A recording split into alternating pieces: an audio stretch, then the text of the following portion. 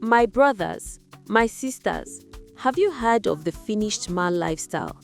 Let me tell you about Chike. Chike was 25, a Keke rider in Enugu. His life was simple. Wake before sunrise, hustle through traffic, endure insults from passengers, and count the little money left after daily expenses. His room was small, the walls cracked, the mattress sagging in the middle. But in his mind, he was rich. Rich because he had Sandra. He met her one humid evening at a bus stop near Ogui Road. She stood with two friends laughing, her curves glowing in the light of a roadside suya stand. Men slowed down their cars to watch her. Women passing by hissed under their breath. Chike's heart raced. To him, she wasn't just beautiful, she was a goddess. He offered her a free ride, pretending it was nothing. Sandra smiled, and from that moment, he was lost. Sandra was 22, fair, tall, with hips that could cause a traffic jam.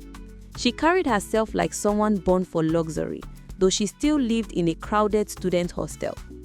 When she accepted Chike's attention, he felt like a king. From that first day, he swore, "Every kobo I earn will keep Sandra happy."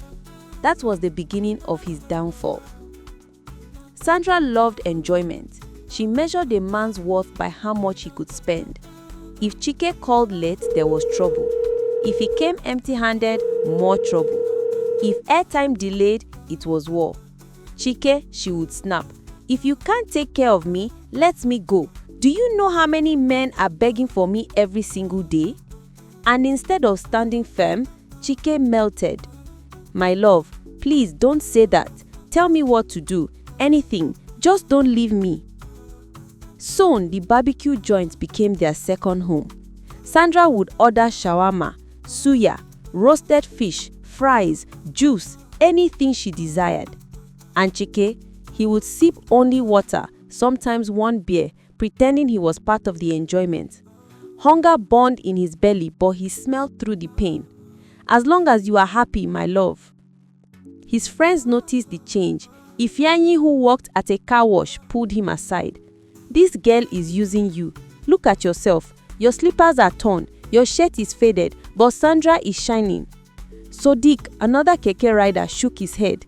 "Love is sweet, but this one is foolishness. One day she will finish you." But Chike laughed. "You don't understand. Sandra is the definition of beauty. Her hips, her curves, her soft succulent breasts. My brothers, those things are not ordinary. Even if I die a fool, I will die a happy fool as long as Sandra is mine."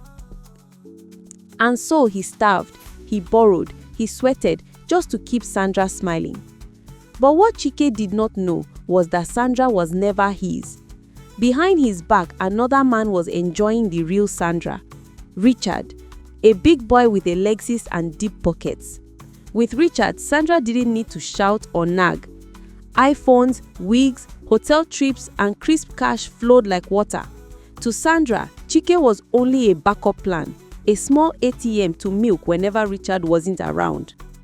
One evening, Chike squeezed out the last of his money and bought roasted fish wrapped in newspaper.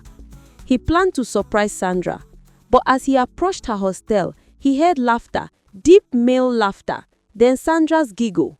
Something warned him not to stop, but foolish love pushed him forward. He tiptoed, peeped through the window, and saw her, sitting on Richard's lap, glowing with a joy Chike had never seen before. The roasted fish slipped from his hand.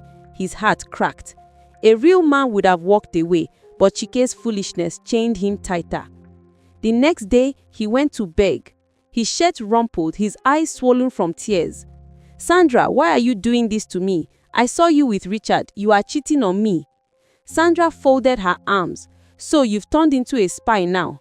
Chike, if you don't like me, leave. I don't have time for insecure men." And instead of walking away, Chike fell to his knees, in the dust, in front of neighbors. "Sandra, please, don't leave me. I cannot live without you. Just tell me what to do. Should I take you shopping? Should I buy you clothes? Just forgive me." People gathered. Some laughed, some shook their heads, and Sandra smirked. Fine, if you really want me to forgive you, take me to the mall this weekend. I need new clothes. And Chike, the finished man, nodded like a goat. From that day, Sandra drained him even more. She wore new gowns, he wore torn shirts. She slayed in wigs, he walked in broken slippers. She dined on shawarma, he soaked gari, but still he swelled because Sandra was shining. Finally, Richard made his move. He asked Sandra to be his official girlfriend, promising her luxury, trips, and money without stress.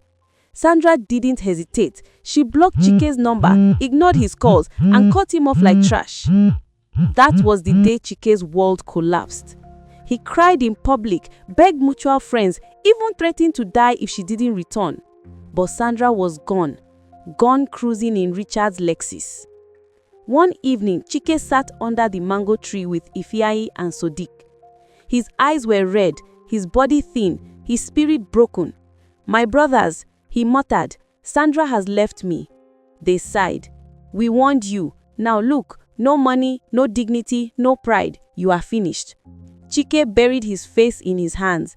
"I don't regret it," he whispered. "If I had the chance, I would still do it again." Her curves, her breasts, they were worth every kobo. And Sodiq spat on the ground. "Chike, you are truly a finished man." My brothers, my sisters, this is the finished man lifestyle. A man who starved, who begged, who sacrificed his future for a woman who never loved him. Remember this, a woman who truly loves you will build with you, but a woman who only spends your money will finish you. Thanks for watching. Please subscribe, like, and share.